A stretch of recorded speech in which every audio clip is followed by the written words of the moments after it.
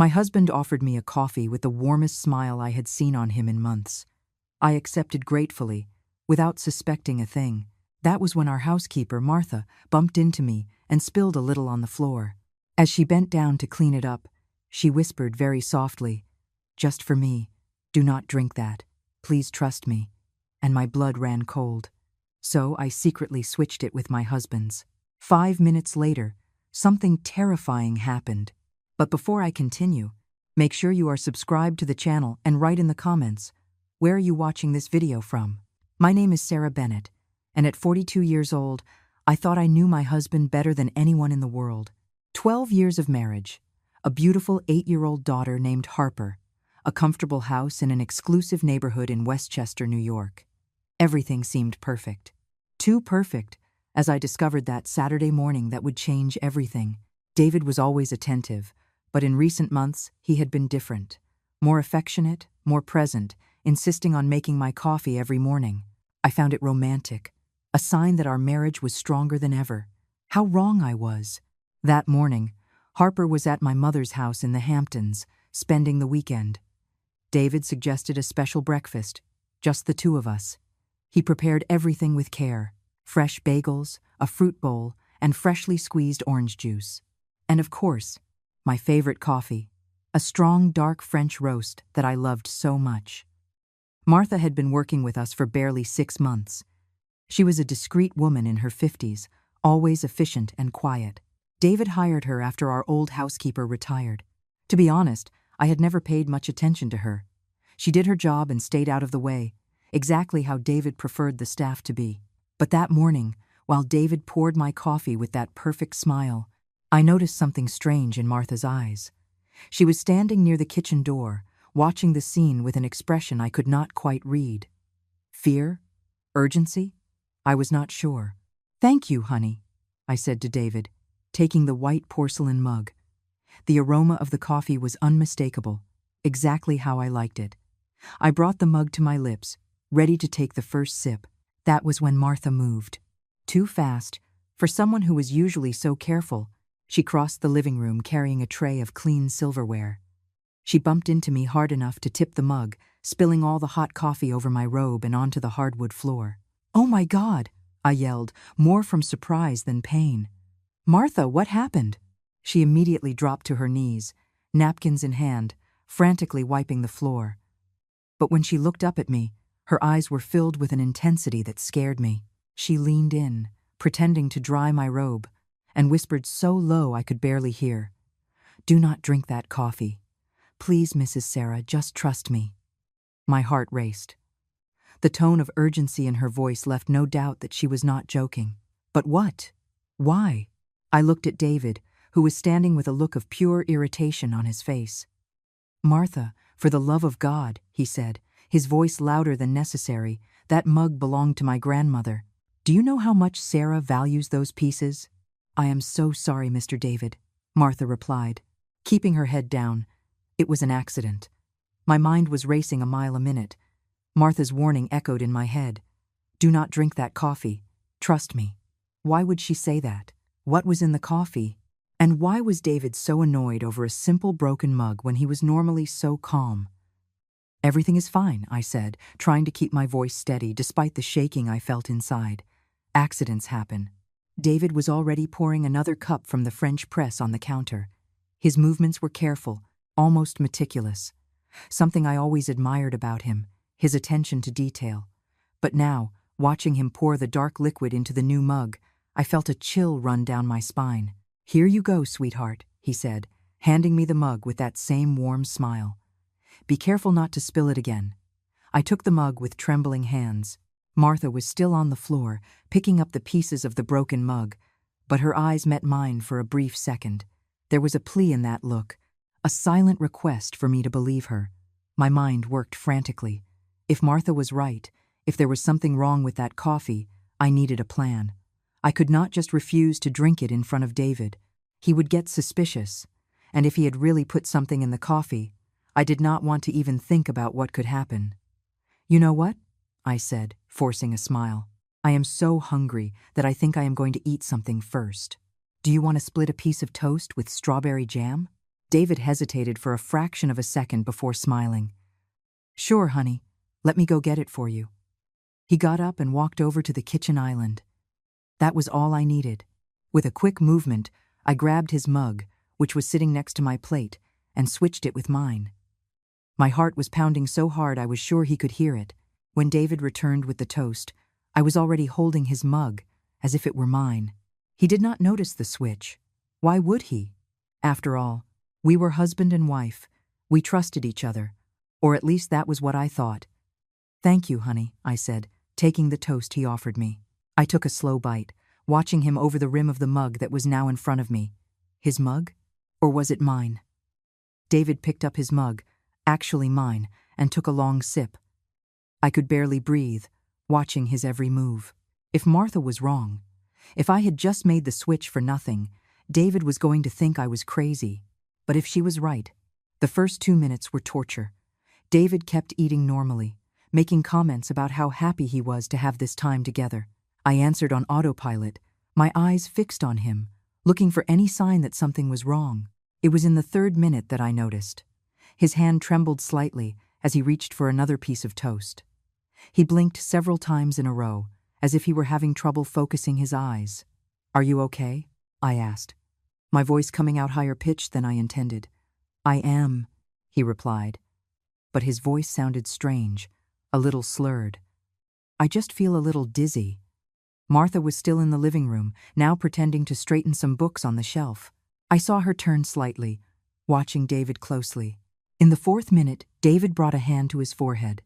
"Sarah, I am not feeling very well." His face was turning pale, beads of sweat starting to form on his forehead. He tried to stand up, but his legs gave out. "David!" I screamed, jumping out of my chair and rushing toward him. That was when it happened. His eyes rolled back into his head, and his whole body began to convulse. He fell from the chair, hitting the hardwood floor hard. His limbs twitched violently, foam starting to form at the corners of his mouth. I was paralyzed, my brain unable to process what I was seeing. My husband, the man I had lived with for 12 years, was on the floor, having a seizure, and I knew, with an absolute and terrifying certainty, that that coffee was meant for me. Martha ran to the phone. "I am going to call 911. But as she dialed, she turned to me, and our eyes met. In that look, I saw confirmation. She knew. Somehow, Martha knew exactly what David had planned to do to me. The ambulance arrived in record time, but to me, it felt like an eternity. I stayed kneeling next to David, watching his body shake uncontrollably, not knowing whether to help him or back away. That man had tried to kill me. That man who swore to love and protect me had put poison in my coffee. The paramedics stabilized him and rushed him to New York Presbyterian Hospital. I followed in the ambulance, sitting in silence as they worked to keep David alive. My mind was blank, unable to process the magnitude of what had happened. Martha had insisted on coming with us. She did not say anything during the ride, but her presence was oddly comforting. This woman I barely knew had just saved my life. At the hospital, David was taken straight to the emergency room. I was led to a cold waiting room with white walls and the smell of bleach. Martha sat next to me, her hands folded in her lap. "Mrs. Sarah," she said quietly, after several minutes of silence, "I need to tell you some things I should have told you weeks ago." I turned to look her in the face. "How did you know?" "About the coffee." Martha took a deep breath, as if bracing herself to confess to a crime. "I saw him putting something in your coffee." "It was not the first time." My stomach churned. "What do you mean it was not the first time?" "Mr. David has been putting something in your coffee every morning for almost a month, but always in small doses, almost unnoticeable. Today he put in a lot more. I knew this time it would be fatal. The implications of what she was saying hit me like a ton of bricks. A month. David had been slowly poisoning me for a whole month. Suddenly, everything made sense. The constant headaches I had been having, the morning nausea I blamed on work stress, the unexplainable fatigue that made me sleep for hours during the day. "Why did you not tell me sooner?" My voice came out sounding more like an accusation than I intended. Martha looked down. "I was afraid you would not believe me." afraid Mr. David would find out. He threatened to fire me a few times when he noticed I was paying too much attention to his habits. I needed proof before saying anything. And do you have that proof? She nodded slowly and reached into her purse. I have been taking pictures of him making your coffee. And there is more. I found things in his home office. Documents. My heart raced. What kind of documents? Before Martha could answer, a doctor appeared in the doorway. He was a middle-aged man with wire-rimmed glasses and a grim expression. Mrs. Bennet, I am Dr. Miller. Can I speak with you in private? I looked at Martha, who stood up immediately. I will wait out here, Mrs. Sarah. When we were alone, Dr. Miller sat in the chair next to me. Your husband is stable, but in critical condition. We managed to control the seizures, but preliminary tests show extremely high levels of arsenic in his system.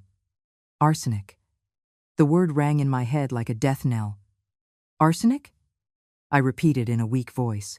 Yes, a dose that would have been fatal if we had not acted quickly. Mrs. Bennet, I need to ask you, do you have any idea how your husband might have ingested arsenic? I could have lied. I could have feigned ignorance, bought myself time to process all this. But the words came out before I could think better of it. That coffee was for me. Dr. Miller looked at me with a mixture of shock and dawning comprehension. What do you mean? I told him everything, about how David had made the coffee especially for me, about Martha's warning, about switching the mugs. The doctor listened in silence, making occasional notes. Mrs. Bennet, he said when I finished, this is very serious. I am going to have to notify the district attorney's office. If what you are saying is true, your husband tried to poison you. I know. And you? Are you feeling all right? Any unusual symptoms? I thought about the last few weeks. The headaches, the nausea, the fatigue. I have been feeling sick for a few weeks now. Headaches, dizzy spells, extreme exhaustion. Dr. Miller's face hardened even more. We need to run some tests on you too. If he has been putting arsenic in your coffee for weeks, as your housekeeper suggests, you could have dangerous levels of the poison built up in your system. The reality of what he was saying took a few seconds to sink in. David was not just trying to kill me that morning. He had been killing me little by little, day after day, mug after mug, fake smile after fake smile. I was taken to get a battery of blood tests. As the nurse drew sample after sample, I tried to process everything. 12 years of marriage, a daughter we loved, a life that seemed perfect. Was all of it a lie? I thought of Harper, my beautiful girl with her brown curls and wide smile. She was at my mother's house, completely oblivious to the fact that her dad was in a hospital bed because he had tried to murder her mom. How would I explain that to her? When I returned to the waiting room, Martha was still there, now accompanied by 2 police detectives. One was a tall man in his 50s, with graying hair and a tired expression. The other was a younger woman, maybe 40 years old, with sharp eyes that seemed to miss nothing. Mrs. Bennet? The older detective stood up when he saw me. I am Detective Reynolds, and this is Detective Brooks. The hospital filled us in on the situation. Can we talk? We spent the next hour in a private room where I recounted everything all over again. Martha showed the detectives the photos she had taken of David preparing my coffee, pictures that clearly showed him pouring something from a small vial into the dark liquid. When are these photos from? Detective Brooks asked. From the last 3 weeks, Martha replied. I started documenting everything when I noticed the pattern. And those documents you mentioned? Asked Reynolds. The ones you found in his office? Martha hesitated, looking at me as if asking for permission. I nodded, unable to speak. She pulled a thick envelope out of her purse. I found this hidden in the locked drawer of his desk. I got the key while he was taking a shower. Detective Brooks opened the envelope and began examining the contents. Her expression grew increasingly grim as she read. Mrs. Bennet, she finally said, your husband took out a life insurance policy in your name 6 months ago. $2 million, with him as the sole beneficiary. The room spun around me. $2 million. David had put a $2 million price tag on my head. Is there more? Continued Brooks. There are documents here showing he transferred large sums from your joint account into personal accounts. Over $150,000 in the last 4 months alone. 150,000. Money I did not even know was missing. Money he stole while planning to kill me. There is also, added Reynolds, flipping through the paperwork, what appears to be a second will, still unsigned, where he leaves everything to a woman named Chloe Davis. Do you know that name? Chloe Davis. The name was vaguely familiar, but I could not place it. She works in Mr. David's office, Martha said quietly. She comes to the house sometimes to drop off files. Always very friendly. Layers of betrayal. It was not just the attempted murder. It was the stolen money. The fraudulent life insurance. The other woman. How many lies can fit into a 12-year marriage? We are going to need a search warrant to gather evidence at your house, Detective Brooks said. And we are going to interrogate your husband as soon as he is medically cleared. For now, there is an officer stationed at his door. He is not going anywhere. When the detectives finally left, I was left alone with Martha in the waiting room. The silence between us was heavy, full of unasked questions and hard truths to face. Martha, I finally said, "Thank you. You saved my life." She shook her head. "I should have spoken up sooner, Mrs. Sarah. Every time I saw you drink that coffee, every time I saw you getting weaker and sicker, and I did nothing. You were scared. I understand. But in the end, you did what had to be done." Martha looked at me with tears in her eyes. "There is one more thing I need to tell you. About Harper." My heart stopped. "What about my daughter?" I overheard Mr. David on the phone a few times, talking to that Chloe woman.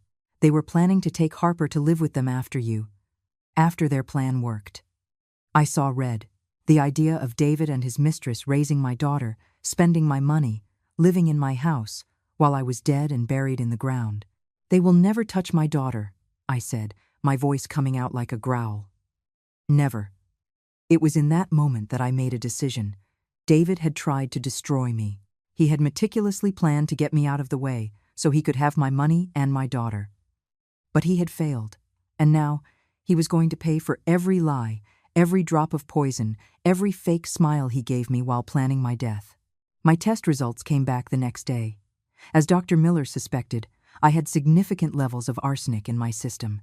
Not enough to be immediately fatal, but enough to explain all the symptoms I had been experiencing. If David had continued with the gradual poisoning for a few more weeks, even without the fatal dose from that morning, I probably would have died from multiple organ failure. I started chelation therapy right away. It was a painful and exhausting process, but necessary to flush the poison out of my body. Meanwhile, the police investigation deepened, revealing layer after layer of lies and meticulous planning. The house was swept by forensics. They found the vial of arsenic hidden in the back of a drawer in David's home office, disguised as a vitamin supplement. They also found a second laptop, hidden in his walk-in closet, containing months of emails exchanged between him and Chloe Davis. When Detective Brooks showed me some of those emails, I felt like I was reading about a stranger's life. It could not be my husband writing those things about me. "She is getting weaker every day. Read an email from 3 weeks ago. She can barely get out of bed on the weekends. It will not be long now, baby. I can hardly wait to be rid of her." Chloe had replied, "We are going to be so happy together. You, me, and Harper. We will be the perfect family." The perfect family. They literally wanted to steal my life. My husband, my daughter, my house, my money, all planned with a coldness that made me nauseous. David stayed in the hospital for a week before being transferred to Rikers Island. He survived, although the doctors said he would have permanent kidney and liver damage. Poetic justice, I thought. He had tried to poison me little by little, and now his own body was poisoned. Throughout all this, I kept Harper away from everything. My mother kept her at her house in the Hamptons, making up an excuse about a last-minute trip. Harper was only 8 years old. She did not need to know yet that her dad was a monster, but I knew I would eventually have to tell her. That conversation haunted me every night as I tried to sleep. Martha continued living with us, although I insisted she no longer needed to work as a housekeeper. She became something of a friend, an ally in this nightmare. She knew the truth. She had watched everything unfold, and her presence was strangely comforting. It was Martha who told me about Chloe Davis. She had done her own digging, discovering that Chloe had been David's executive assistant for 2 years. They had started the affair 6 months ago, exactly when David took out the life insurance policy in my name.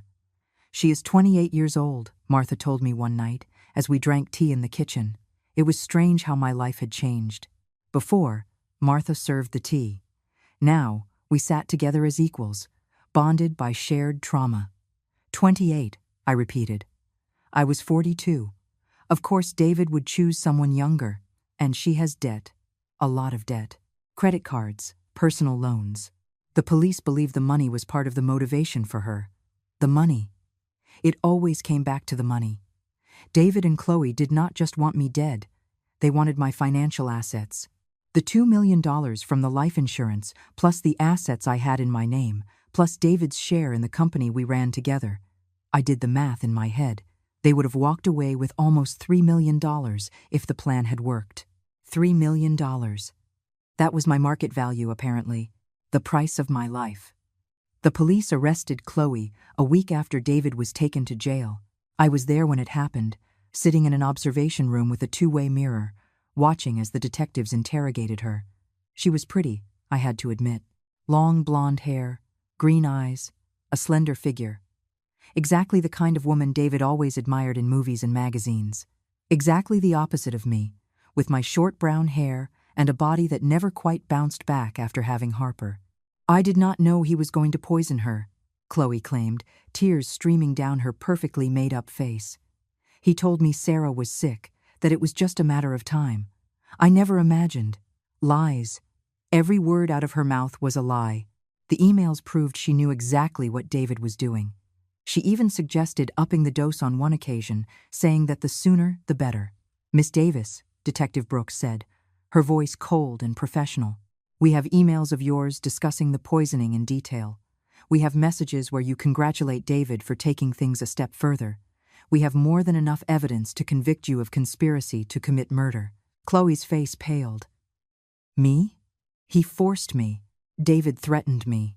He said he would fire me, that he would ruin my reputation if I did not help him. More lies. The tears were convincing, I will admit, but I knew the truth. She was not a victim. She was an accomplice, just as guilty as David."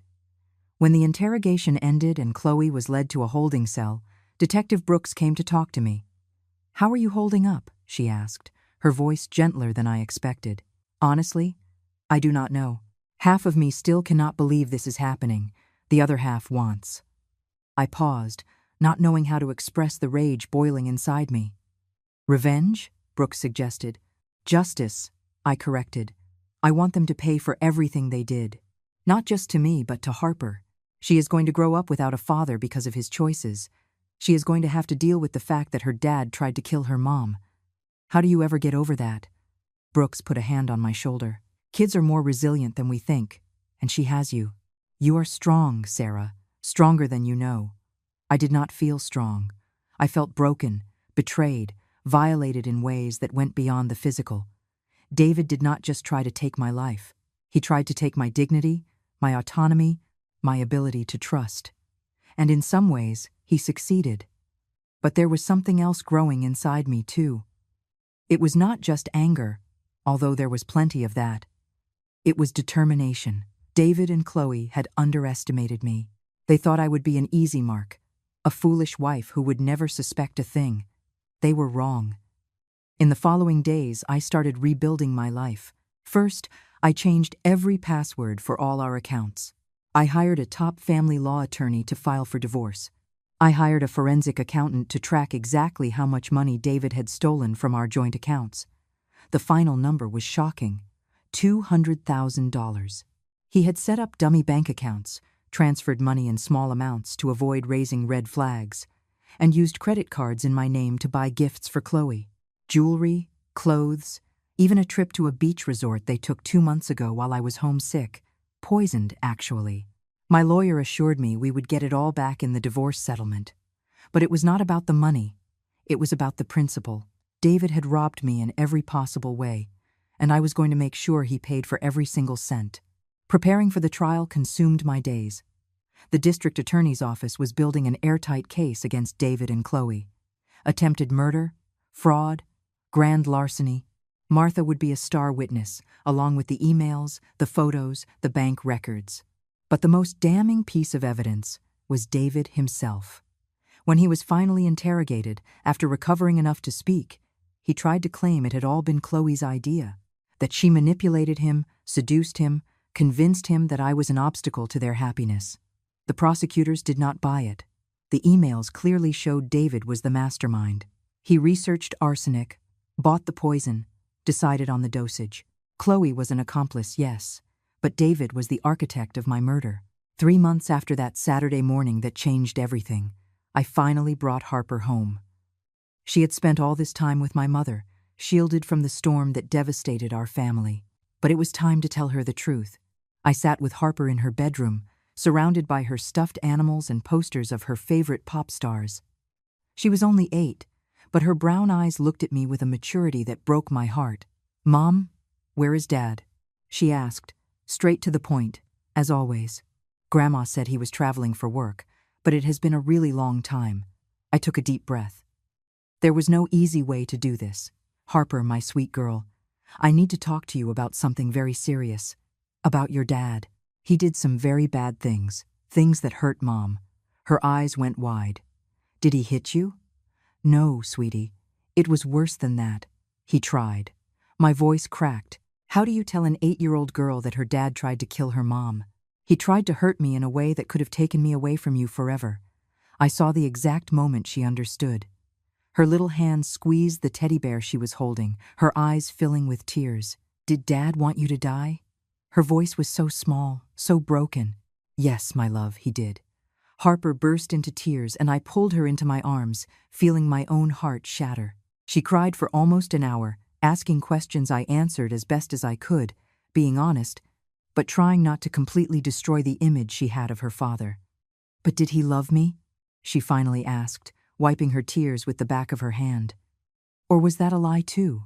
It was the hardest question of all, because I honestly did not know the answer. David had been a loving father in the first few years of Harper's life. He took her to the park, read her bedtime stories, celebrated every milestone. But was that real? Or was it all part of a carefully constructed facade? "I think he loved you the only way he was capable of loving," I finally said. "But people sometimes make bad choices, very, very bad choices, and sometimes those choices change who they are." It was not a complete answer, but it was the best I had. In the days that followed, I watched Harper process everything. She had nightmares, woke up crying in the middle of the night, and clung to me with an intensity she had never shown before. I hired a child psychologist who specialized in trauma, and Harper started weekly sessions. Martha continued to be a constant presence in our lives. She became more than a housekeeper, or even a friend. She was family now, Harper's chosen aunt, the person who saved Mom's life. Harper adored her, and Martha returned that affection with a tenderness that reminded me there was still goodness in the world. The trial was set for 2 months from then. My lawyer prepped me to testify, making me relive every detail of that morning over and over again, until I could tell the story without breaking down. It was agonizing, but necessary. During that time, I also found out more about David and Chloe's history. The investigation revealed they had rented an apartment together 6 months earlier, using the money David stole from me. They lived a whole parallel life, with photos on private social media profiles, romantic dinners, even vacations together while I was home, feeling sicker and sicker. What hurt the most was finding out that Chloe had created a fake social media profile, pretending to be Harper's mom. There were pictures of my daughter, pictures David had taken, with captions like, "My little princess, and I love being your mom." She was rehearsing the role of my replacement while I was still alive. When I showed this to Detective Brooks, she shook her head in disgust. "This shows clear premeditation," she said. "They were not just planning to kill you, they were planning to take over your entire life." The layered betrayal never ended. Every day brought a new revelation, a new facet of David and Chloe's conspiracy. I found out they had even picked out a new school for Harper, an expensive private school where Chloe could show off my daughter as her own. I also learned through the forensic accountant that David had been embezzling money from our company for over a year, long before the affair with Chloe even started.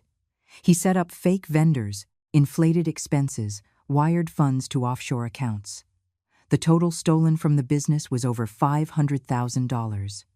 I had to meet with the other partners of the company to explain the situation. It was humiliating to admit I had not noticed what my own husband was doing, but they were surprisingly understanding. They stripped David of all his titles and launched legal proceedings to recover the stolen funds. The company that David and I built together over 10 years was now mine alone. It should have been a moment of victory, but all I felt was emptiness. Everything was tainted by his lies. One night, about a month before the trial, Martha found me crying in the kitchen. It was late, Harper was already asleep, and I had spent the evening reviewing case files with my lawyer. "Mrs. Sarah," she said softly, sitting next to me.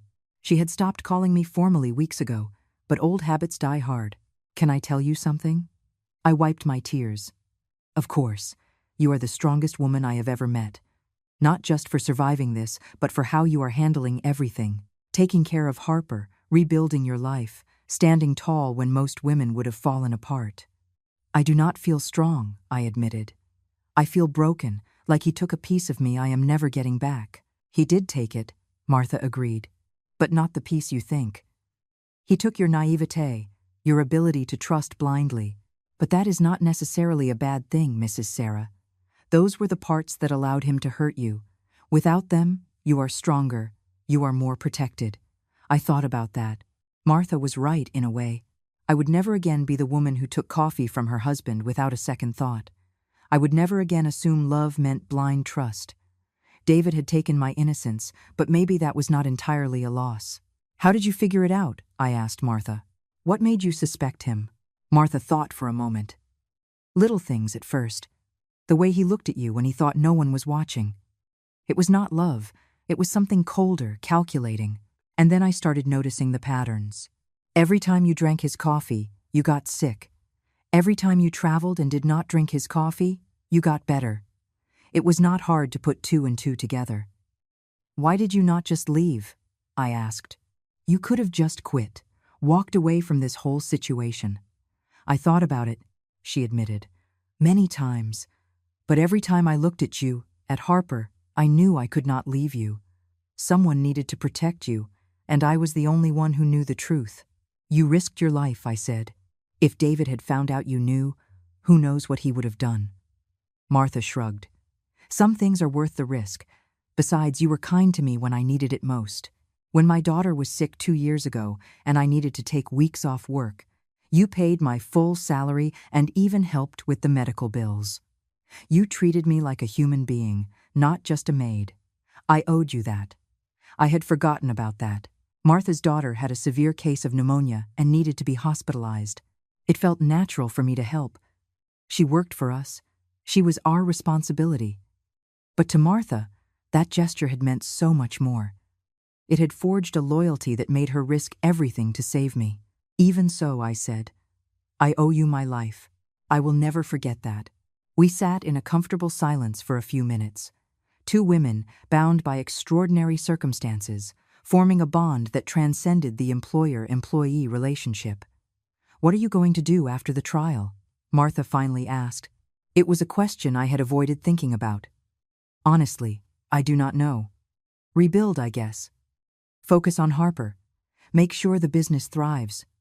But beyond that," I shook my head, "I cannot see the future right now. Everything is too uncertain." "The future is always uncertain," Martha said wisely. "But at least now you know you can survive the unexpected. You can survive the worst life has to throw at you." She was right. I had survived an assassination attempt by my own husband. I had uncovered betrayal on all fronts. I had been poisoned, robbed, lied to, and I was still here, still fighting, still standing. That had to mean something. That night, for the first time in months, I managed to sleep without nightmares. The trial was still ahead of us. There was still Harper to care for. There was still a life to rebuild. But for the first time since that Saturday morning, I felt a spark of hope. Small, fragile, but real. The trial began on a crisp October morning. The courthouse was packed. Reporters, onlookers, some colleagues from the company who came to show support. I saw familiar faces in the crowd. people I had known for years, all looking at me with a mix of pity and morbid curiosity. David was brought in wearing handcuffs and an ill-fitting suit. He had lost weight in jail, his face drawn, dark circles deep under his eyes. When our eyes met, I searched for any sign of remorse, of regret. I saw nothing but poorly disguised rage. Chloe walked in separately, wearing a conservative navy blue dress, her hair pulled back into a tight bun. She looked young and vulnerable, exactly the image her lawyer wanted to project. The manipulated victim of the older, powerful man. But I knew the truth. The prosecutor, District Attorney James Reynolds, was a man in his 50s with a reputation for never losing an attempted murder case. He opened with a devastating statement, laying out David and Chloe's plan in meticulous detail. "Ladies and gentlemen of the jury," he began, his voice filling the silent courtroom, "you are going to hear about a cold, calculated plot to murder a wife, a mother, an innocent woman, for the oldest motive in the book, greed. David Bennett and Chloe Davis did not just plan to take Sarah Bennett's life. They planned to steal her identity, her daughter, her money, and they almost got away with it." He presented the evidence methodically. Martha's photos, showing David spiking the coffee with arsenic. The emails between David and Chloe discussing my death like a business deal waiting to close. The bank records showing the fraudulent wire transfers. The life insurance policy taken out behind my back. But the most powerful piece of evidence was Martha herself. When she took the witness stand, you could hear a pin drop in the courtroom. She told her story with a quiet dignity that moved even the most cynical reporters. "I saw Mrs. Sarah getting weaker every single day," Martha testified, her voice steady despite the tears streaming down her face. "She had terrible headaches, constant nausea, and exhaustion that kept her in bed for hours, and I knew what was causing it. I saw Mr. David put the poison in her coffee every morning." "Why did you not say anything to Mrs. Bennett immediately?" the prosecutor asked. Martha looked directly at me. "Because I was scared. Scared she would not believe me. Scared Mr. David would find out and do something worse. But more than that, I needed proof. My word against his would not be enough, so I started documenting everything." David's defense attorney, a man named Robert Vance, tried to discredit Martha during cross-examination. "Mrs. Martha," he said, his voice dripping with thinly veiled contempt, "is it not true that you were hired a mere 6 months before the incident? How would a relatively new housekeeper have so much access to my client's alleged plans?" Martha kept her composure. "Housekeepers see everything, counselor. People forget we are there. They have private conversations. They leave documents lying around. They assume we do not pay attention. But we do pay attention, especially when we see something evil happening." It was the perfect answer.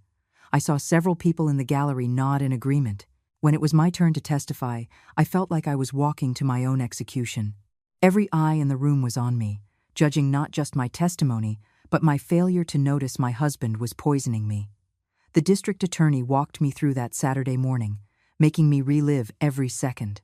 I described the coffee David made with such care, Martha's whispered warning, the split-second decision to switch the mugs, and then David's seizure, the chaos that followed, the terrifying realization that he had tried to kill me. "How did you feel in that moment?" asked the prosecutor. "When you realized the coffee was meant for you?" I closed my eyes, remembering. I felt like I was falling, like the ground had vanished beneath me. 12 years of marriage, a daughter we loved, a life I thought was rock solid and real, all exposed as a lie in a single instant. And the symptoms you had been experiencing prior to that morning? When did you realize they were caused by poisoning? When the doctor told me I had significant levels of arsenic in my system, everything clicked. The headaches I thought were stress, the nausea I blamed on a stomach bug, the fatigue I thought was just getting older. David was killing me little by little, and I was so blindly trusting I never even noticed. During cross-examination, Attorney Vance tried to paint me as a negligent wife who paid no attention to her husband. "Mrs. Bennett," he said, his voice patronizing, "do you not find it odd that you failed to notice your husband was allegedly having an affair? That he was embezzling money from your accounts? That he was plotting your murder? It sounds like you were not very invested in your marriage." The anger flared up inside me. I trusted my husband, counselor. Trust is not negligence. It is supposed to be the foundation of any marriage. If that makes me guilty of something, then I am guilty of loving too much and trusting blindly. But I am not guilty of being poisoned. I am not guilty of being betrayed. And I am certainly not guilty of failing to notice that the person who vowed to love and protect me was plotting my murder. A murmur of approval rippled through the courtroom. Even the judge looked impressed. Chloe testified the next day. Her lawyer, defense attorney Jessica Hayes, built her entire defense around the premise that Chloe was just as much a victim of David as I was. My client, attorney Hayes declared, is a young woman who was seduced and manipulated by a much older, more experienced man. David Bennett convinced her his wife was terminally ill, that it was only a matter of time before she passed away naturally. Chloe never knew about the poisoning until it was too late, but the prosecutor dismantled that narrative effortlessly on cross-examination. Miss Davis, District Attorney Reynolds said, holding up a stack of printed emails, "I would like you to read this email you sent to Mr. Bennett 2 months ago. Out loud, please." Chloe took the paper with trembling hands. "Baby, I think you should up the dose. She is taking too long to die, and I am tired of waiting.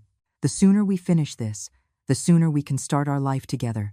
The courtroom was dead silent. "Does that," Reynolds continued, "sound like the words of someone who did not know about the poisoning? Or does it sound like the words of an active, eager accomplice to attempted murder?" Chloe's face flushed bright red. David convinced me it was what was best for her. That she was suffering? Reynolds cut her off. "Sarah Bennett was in perfect health before you and Mr. Bennett began poisoning her. The only thing causing her to suffer was the arsenic you two slipped into her coffee every morning. It was devastating. Any sympathy the jury might have harbored for Chloe evaporated in that instant." The trial lasted 3 weeks.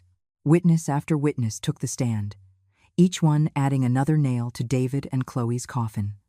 The toxicologist who explained exactly what arsenic does to the human body, the forensic accountant who traced every stolen dollar, the digital forensics expert who recovered deleted emails, revealing even more sordid details of the plot. But the most shocking testimony came from an unexpected source. David's ex-wife, a woman named Rachel, who I did not even know existed. David had told me I was his first wife. Another lie. He was briefly married in his early 20s, a marriage that lasted less than 2 years before Rachel filed for divorce. When Rachel testified, everything clicked into place. "David started acting strange a few months after our wedding," she said. "Controlling, possessive. He needed to know where I was every second, who I was talking to. He started checking my phone, reading my emails. And then the psychological manipulation started, the gaslighting." "Could you explain what you mean by gaslighting?" the prosecutor asked. "He would do things and then deny doing them. He would move my things and insist I had put them there. He would make plans and then say I was the one who forgot. He wanted to make me think I was losing my mind. And it worked. I started doubting my own sanity. I looked at David while Rachel spoke. His jaw was clenched tight, rage flashing in his eyes. He did not like having his methods exposed. "Why do you think he did that?" the prosecutor asked. Rachel looked directly at me when she answered, "Control. David needs to have absolute control over everything and everyone around him. If you question him, if you show any sign of independence, he sees it as a threat, and David eliminates threats." Rachel's words struck a chord deep inside me. How many times had David made me second-guess myself? How many times had he insisted I was exaggerating my symptoms, that I was imagining things, that I was being paranoid? He had been gaslighting me the entire time, making me doubt my own perception while he poisoned me. "Why did you not warn Sarah?" the defense attorney asked on cross-examination. "If you knew David was dangerous, why did you not say anything to his new wife?" Rachel looked genuinely distressed. "I did not know he got remarried. I cut off all contact after the divorce. I moved to a different state. I rebuilt my life. It was only when I saw this case on the news that I found out about Sarah, and I contacted the district attorney's office immediately to offer my testimony. It was powerful testimony. It proved that David's behavior was not an isolated moment of madness, but a pattern stretching back decades. He was a predator, and I was just his most recent victim. The jury deliberated for only 6 hours. When they returned to the courtroom, my heart was pounding so hard I could hear it. Harper was with my mom, spared from having to watch her father get convicted. Martha sat next to me, holding my hand tightly. The jury foreman read the verdict. Guilty. Guilty on all counts. I looked at David and saw his mask finally slip. Gone was the calculated charm, the victim posture. There was only pure, unhinged rage. The verdicts for Chloe were identical. Guilty on all counts. She dissolved into tears, but they seemed more out of self-pity than genuine remorse. Sentencing took place 2 weeks later. Judge Eleanor Stanton showed no mercy. "Mr. Bennett," she said, her voice echoing through the silent courtroom, "you betrayed the trust of someone who loved you in the most fundamental way imaginable. You meticulously planned the murder of your wife, the mother of your child, out of pure greed, and you did so in a particularly cruel manner, poisoning her slowly over the course of weeks, causing prolonged suffering. For these crimes, I sentence you to 30 years in state prison, without the possibility of parole for the first 15 years. 30 years. David would be over 70 years old when he got out, if he ever did. Chloe received 25 years, with the possibility of parole after 12. Younger, less culpable in the eyes of the law, but equally destroyed. When it was all over, when David and Chloe were led away in handcuffs, I felt nothing. I expected to feel victorious, relieved, maybe even joyful, but all I felt was a profound emptiness. Justice had been served, but it did not bring back the 12 years I lost to a marriage built on lies. It did not erase the fact that my daughter would grow up without her father. It did not heal the wound of betrayal still bleeding inside me. Martha walked me to my car. "How are you holding up?" she asked. "Empty," I admitted. "I thought I would feel better when this was all over, but I do not." "Justice does not heal wounds," Martha said wisely. "It just ensures the people responsible pay for them. Healing, that comes with time." She was right. In the months that followed, I slowly began to rebuild my life. First, I focused on Harper. Her therapy sessions were helping, but she still had rough patches. Nights when she woke up crying. Days when she clung to me, terrified I would leave her too. "Mom," she asked me one night, a few months after the trial, "do you still love Dad?" It was a tough question. How do you explain to a child that love and hate can exist at the same time? That you can miss someone and simultaneously feel repulsed by them? "I loved the man I thought your dad was," I answered carefully. "The dad who played with you, who read you bedtime stories, who made us laugh. But that man, I do not know if he really existed or if he was just a mask the real David wore." Harper thought about that. "Can I still love his memory? The dad I remember?" "Of course you can, sweetie. Those memories are yours. Do not let what he did take that away from you." It was advice I needed to follow myself. I spent so much time focusing on David's lies that I almost forgot there were good times, too. Our first date, the day Harper was born, family vacations. Those moments were real to me, even if they were not to him. And I had the right to keep those memories without letting them erase the truth of who he was.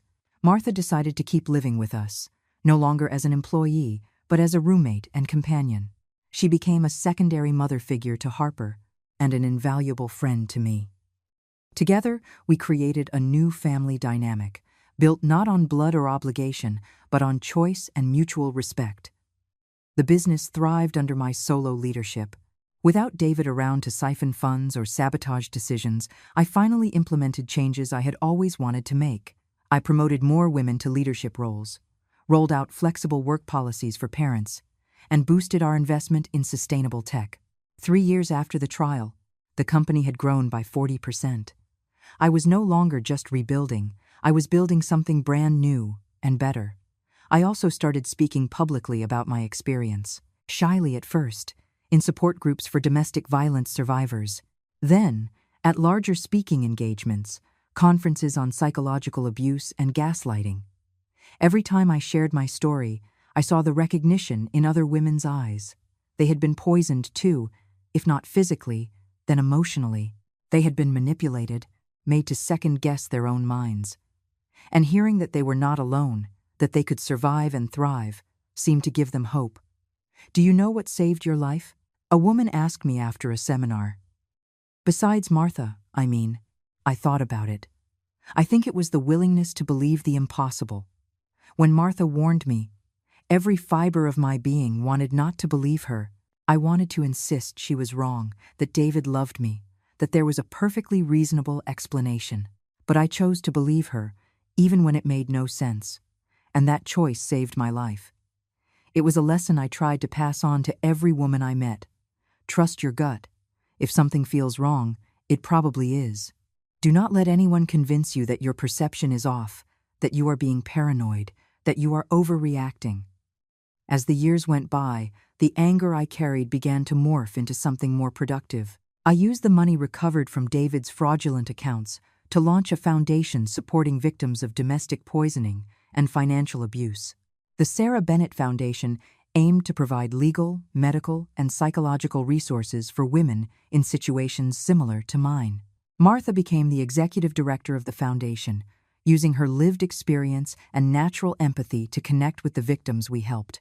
She understood what it meant to be in a position of powerlessness, watching something terrible unfold and having to make impossible choices about when and how to intervene. Harper, now 11 years old, was flourishing against all odds. Her therapist was right. Kids are resilient, and she proved it every single day. She still had questions about her dad sometimes, but she had accepted that he made terrible choices and was now paying for them. Mom, she told me recently, when I grow up, I want to help people like you and Martha do. I want to be a lawyer and fight for people who got hurt. My heart swelled with pride. David had tried to destroy our family, but Harper was growing up strong, compassionate, and determined to do good in the world. That was the ultimate revenge against him, raising a daughter who was everything he never was. As for me, I learned to live with the scars.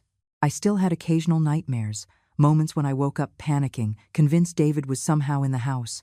I still had bouts of paranoia, checking everything I ate and drank, unable to fully trust even the people who had proven their loyalty time and time again. But I also learned that scars are just proof you survived. They do not define you. They just show you were strong enough to keep living when it would have been easier to give up. 5 years after that Saturday morning that changed everything, I received a letter from the state penitentiary. It was from David. I stared at the envelope for almost an hour before deciding to open it. Part of me wanted to burn it, to destroy any attempt of his to claw back into my life. But another part, the part still searching for closure, needed to know what he had to say. The letter was surprisingly short. Sarah, I know I do not deserve your time or attention, and I know what I did is unforgivable, but I need you to know not a day goes by that I do not regret it. Not because I am in prison, not because I got caught, but because of what I did to you and Harper. You deserved so much better than a husband who betrayed you in the worst way possible. Harper deserved a father who loved her more than he loved money. I am not asking for forgiveness. I do not expect you to ever understand why I did what I did. Honestly, I do not completely understand it myself. I just wanted you to know that you won. Not just in court, but in everything. You took the broken pieces of your life and built something better. I heard about your foundation, about how you are helping other women. That is more than I could have ever achieved, even with all the money I tried to steal from you. I know I will never see Harper again. I know she probably does not even remember me, or only remembers the bad parts. That is what I deserve. But if she ever asks about me, please, tell her dad loved her, even when I was doing terrible things, even when I had lost all sense of morality. That part was real. Take care of yourself, Sarah. And thank you, in a twisted way, for saving me too. If you had not switched those mugs, I would have killed you, and I would have had to live with that for the rest of my life. At least now, I have a chance to become something better. David. I dropped the letter into my lap, awash with conflicting emotions. Was it a sincere apology, or just another manipulation? A final attempt by David to control the narrative? I showed the letter to my therapist at our next session. How do you feel reading this? She asked. Confused, I admitted. Part of me wants to believe he is genuinely sorry, but I remember how many times he lied before, how convincing he could be. How can I trust anything he says? You do not have to, she replied. David's remorse, genuine or not, does not have to mean anything to you. It does not change what he did. It does not heal your wounds. It is about him, not about you." She was right. Answering or ignoring David's letter did not matter. Keeping or destroying his words would not change my path to healing. I chose not to reply, not out of anger or hatred, but simply because I had nothing left to say to him. That same year, Harper turned 12. We threw a small party, just close family and friends. Martha was there, of course, along with my mom, a few of Harper's school friends, and some foundation staff who had become our extended family. As I watched Harper laughing with her friends, blowing out the candles on her cake, making plans for the future, I realized something. David had missed all of this. He had thrown away the chance to watch his daughter grow up, to witness her triumphs and comfort her through her failures. He chose money over her, and now he was paying the price every single day in a prison cell. That was the real justice. Not the judge's sentence or the years behind bars, but the knowledge that he had thrown away something precious for something as hollow as greed. 6 years after the poisoning, I found peace in a way I never expected. It was not a dramatic moment of revelation or healing. It was gradual, like the sun slowly rising over the horizon. One day I just noticed I had gone a whole week without thinking about David. Then a month. Then several months. My life was no longer defined by his betrayal. It was defined by my choices, by the lives the foundation touched, by the deep, true relationship I shared with Harper and Martha, by the business I built, by the strength I found within myself. I even started dating again, something I thought I would never do. It was terrifying at first, trusting someone enough to let them into my life. But I discovered it was possible. Possible to love without losing yourself, to trust without being naive, to open your heart without leaving it vulnerable to destruction. His name was Benjamin, a lawyer I met through the foundation. He had worked several of our cases pro bono and impressed me with his dedication and genuine compassion. He was not like David. He was not slick or overly charming. He did not make grand romantic gestures. But he was honest, consistent, and when he looked at me, he saw who I really was, not who he wanted me to be. "Are you sure about this?" Martha asked me when I told her about Benjamin. "Not because of him, but for you. Are you ready?" "I do not know if I will ever be completely ready," I admitted. "But I cannot let what David did stop me from living. I am not giving him that power over me." Benjamin knew my story, of course. Everyone did. It had been widely covered by the media. But he never treated me like a victim. He treated me like a survivor, a warrior, a complete woman with her own strength. Our relationship developed slowly, carefully. There was no rush, no pressure. Just two damaged humans learning to trust again. He had his own scars from a previous marriage that ended badly.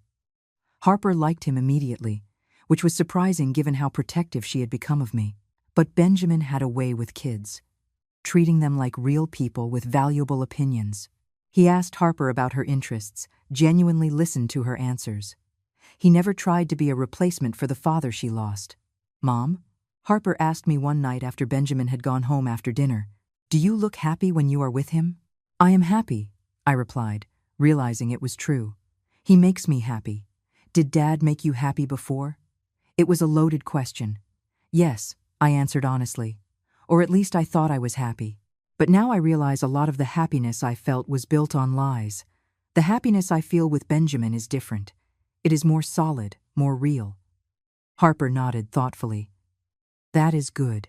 You deserve to be really happy." 2 years after meeting Benjamin, he asked me to marry him. It was simple, drama-free, exactly the way I wanted it. Just the two of us, on a walk through the park where we had our first date. "Sarah," he said, stopping near a quiet pond, "I know you have reasons to be wary of marriage. I know your last husband betrayed your trust in the worst way possible. I am not going to promise I will never let you down, because we are human, and humans make mistakes. But I promise I will never lie to you, I will never intentionally hurt you, and I will always respect you as the incredible woman you are." He got down on one knee, pulling a simple box from his pocket. "Sarah Bennett, will you do me the honor of marrying me?" I looked at him, at the man who had proven over 2 years that his words meant something, that his actions matched his promises. And I realized I was ready to try again. "Yes," I said, tears streaming down my face. "Yes, I will marry you." We got married a year later, in a small, intimate ceremony. Harper was my maid of honor. Martha was my bridesmaid. My mother cried tears of joy, happy to see me find love again after everything I had been through. David was still in the state penitentiary, serving out his sentence. I heard through the foundation that he became a model prisoner, working in the prison library, advising other inmates on financial decisions. Apparently he found some sort of redemption, or at least was doing a good job faking it. I did not care. He was part of my past, a story I told to help other people, but no longer the story that defined who I was. Now, if you like this story, click subscribe and tell me in the comments which part left you with your mouth wide open. Oh, and do not forget to become a member to get access to exclusive videos that I do not upload here. I will see you there.